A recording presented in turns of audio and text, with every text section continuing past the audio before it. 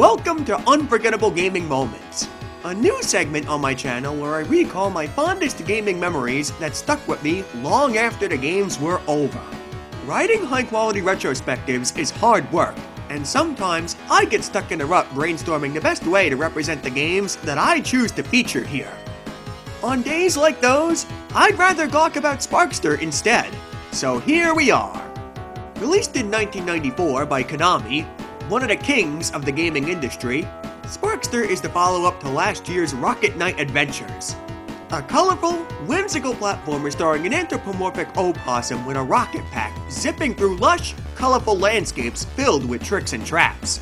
You can practically smell the inspiration for this game from miles away just by looking at it. Don't let that deceive you though.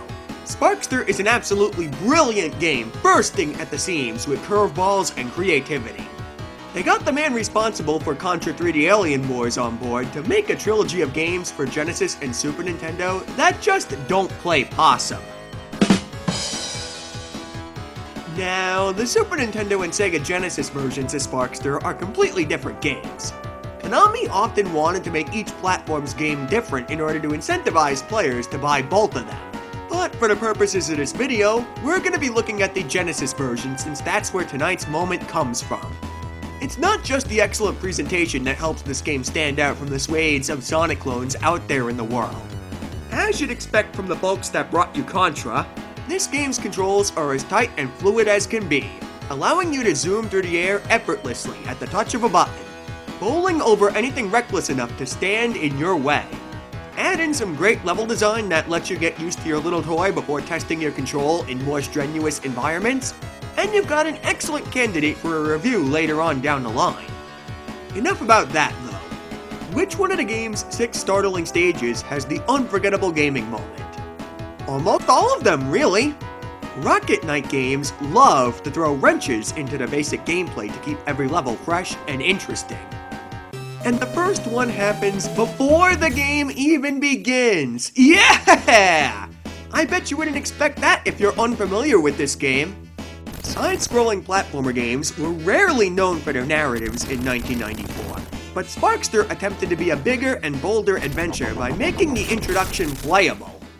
We were just starting to see cutscenes become more prevalent in games like NOM 1975 and Fatal Fury, which were some of the earliest games to have intermissions in between the action.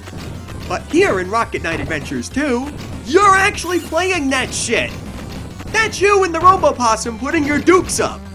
This was an unthought of idea in the early 90s, and it set a great example for more narrative-driven action games to follow in the future. Despite the thrills of starting your game off with a bloody robot battle, that's actually not tonight's unforgettable gaming moment. The final curveball of the game is so jaw-shattering and mind-boggling that you have to fight your way through all 6 stages in order to gaze upon it.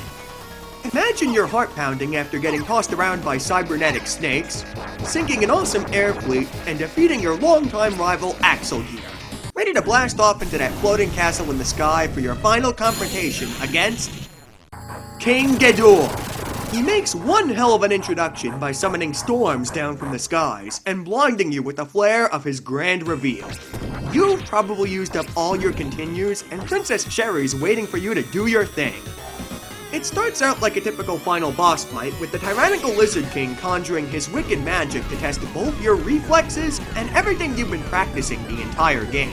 You'll need to have a good handle on your momentum, or have a solid understanding of how your spin invincibility works in order to dodge this sizzling meteor shower, and the rather electrifying lightning storms afterwards. After all, you had to get through everything else to make it here, so you should have a worthy opponent with your increased skill level. The onslaught continues for around 1 minute and 10 seconds until His Majesty decides to use a rather unconventional spell. You were probably attacking him while he was vulnerable at this point, so chances are the average player would nosedive straight into the attack the first time around. If you get hit by it, that's when all hell breaks loose. And then, a moment of confusion as you're no longer controlling the pale, green-looking Sparkster down below. Oh, no. It might take a couple of button presses for you to realize it, but once you realize the C button drops a rock faster than an angry dungeon master on an uncooperative party, it hits you.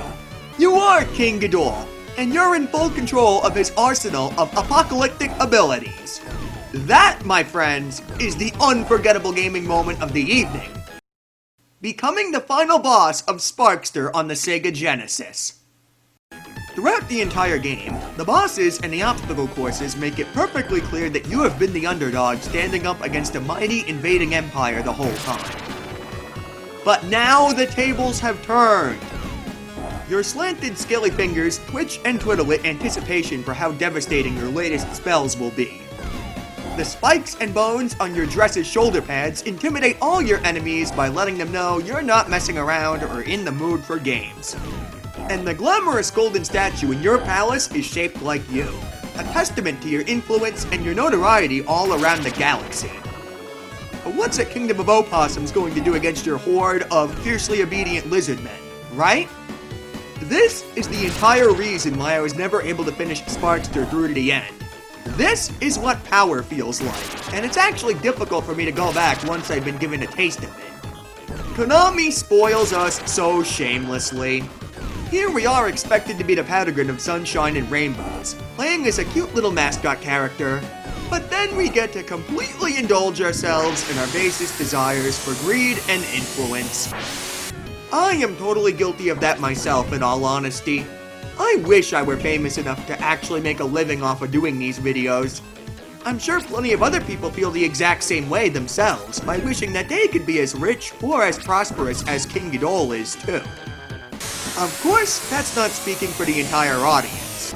There are a few people I know out there that just want what's best for the world more than anything else. And in that case, the interactive introduction would be their unforgettable gaming moment instead.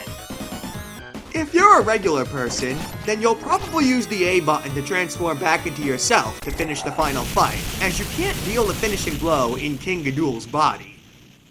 Although it would have been very amusing if you ended up getting an alternate ending for that. You end up fighting a giganticized Gedol flooding the entire screen with ear-piercing eye lasers. But for me, I know what I'll be coming back to this game for in the future. Long live King Gedol, and long live Konami for making this moment happen. Thank you for watching. My next big video is still in the works, and I don't expect it to come out for another few weeks. But I hope the excitement was good enough to hold you over for the time being. I'll be doing more of these segments if you guys like them, so let me know what you thought in the comments below. I'll be listening closely. Sayonara for now!